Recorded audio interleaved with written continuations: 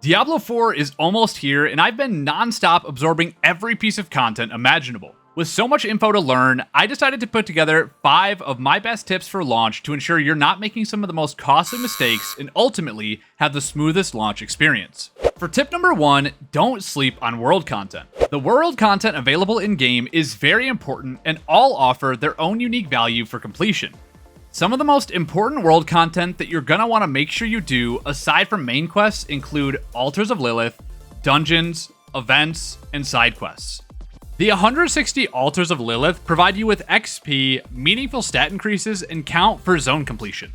Zone completion is required to level up your renown for each zone and gain some of the most important benefits, which include 2 skill points, 1 potion charge, 80 max obols, and 4 paragon points for each of the 5 zones you complete.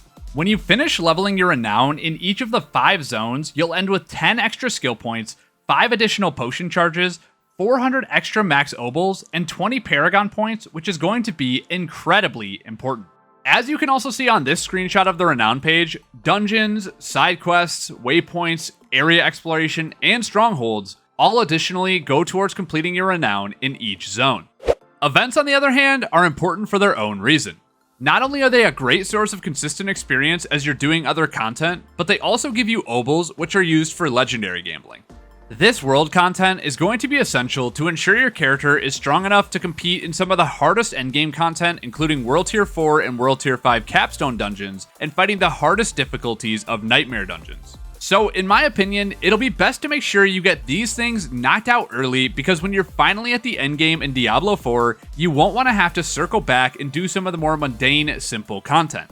Just so you have it, I'm also going to link a few useful resources in the description below that's going to help you track down this world content while you're leveling on launch. For tip number 2, I want to touch briefly on World Tier difficulty. World Tier difficulty has been a conversation point for almost everybody in the D4 community. Generally, the consensus is that you should start on World Tier 1 to clear through the main story quickly. The main difference between World Tier 1 and World Tier 2 is the fact that World Tier 2 makes enemies more difficult to kill, but only provides 15% more gold, which in the early game is really insignificant, and 20 more XP for monster kills. On paper that might sound good, but considering that World Tier 1 and World Tier 2 are only for levels 1 to 50, where we're going to get World Tier 3, you want to get through 1 to 50 as quickly as possible. So considering that World Tier 2 makes content significantly more difficult but doesn't provide additional XP for anything outside of monster kills is not worth doing if you're looking for the fastest way to endgame. But again, I do want to mention here, not everyone is playing Diablo 4 to blast through the game and get to the endgame, so feel free to play the game at your own pace. Everyone is different, and this game is magnificent no matter how you experience it. And while admittingly, I'm not a huge lore or story guy, even I have to admit the cinematics in Diablo 4 are immaculate, and the raw production value of this game is very impressive. With that out of the way, let's move into tip 3, talking about aspects. As you're navigating your way through content, you should be getting the aspects that are required for your build. And honestly, in my opinion, you should be getting any for your class or any classes you'll be playing, because the builds that are strong on launch will not be the end-all be-all. So preparing yourself for the inevitable balance patches is a wise idea.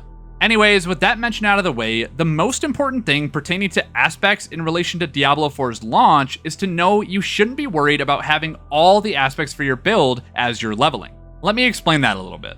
Let's say you're playing a barbarian at level 15, and you find a nice sword. For the sake of keeping numbers simple, let's say that sword has a raw DPS of 100. You hurry over to town, imprint your aspect on the sword. Now, from level 15 to maybe 18 or 19, you're owning. But wait, at level 20, you find an even better sword that has a raw DPS of 200. Now you have to imprint your legendary aspect again. And each time you're imprinting, that's going to cost you gold and additional reagents to upgrade it. Now, your weapon is going to be the biggest deal while you're leveling, because the damage increases from level to level will be substantial to your overall ability to clear content. And from my memory, it also costs more to imprint weapons as well. But anyway, let me sum up my 2 cents about aspects. First, don't worry about imprinting aspects on your weapon every time you get a new upgrade. You'll waste a ton of materials, and ultimately it's just going to cost you in the long run. You can imprint on armor, rings, and amulets, but again, don't worry about imprinting on every upgrade you're getting from 1 to 50. Gear power rise is quite steady from 1 to 50, so you'll only want to start worrying about imprints as you're less frequently replacing your gear later on. And if you're following the strategy that I'm going to be following on launch, you're not going to need best in slot gear to clear content on World Tier 1 anyways. For tip number 4, plan out your build. As you're going through the campaign for your first time, you don't want to worry about respecking and re-gearing because you're constantly flip-flopping builds. In my opinion, you should stick with 1 or 2 builds for launch and go with them until you're facing more difficult content. In my case, for example, if you watch my video about rogue release tips, I'm going to play a flurry build for the early game and swap to TB around level 25. Now, this isn't at all for optimized clear speed, it's actually because I really just enjoy the flurry build, but I do know from number testing that the twisting blade build is going to be more consistent DPS. So by having these 2 builds to run on launch, I'm going to set myself up with a very clear path to progress through the story and only reset my build page 1 time. Now, you don't have to play the most meta build, and you can absolutely feel free to theorycraft your own builds. Which, in my opinion, you should be doing now if you want to theorycraft your own build, because what else do you have to do leading up until launch?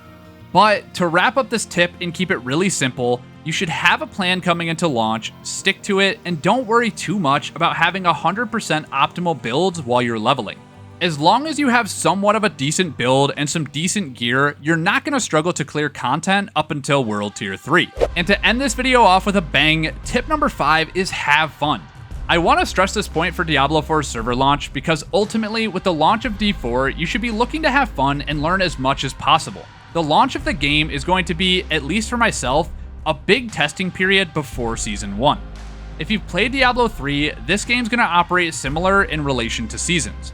In each season, your non-seasonal characters won't transfer their level and power into the season.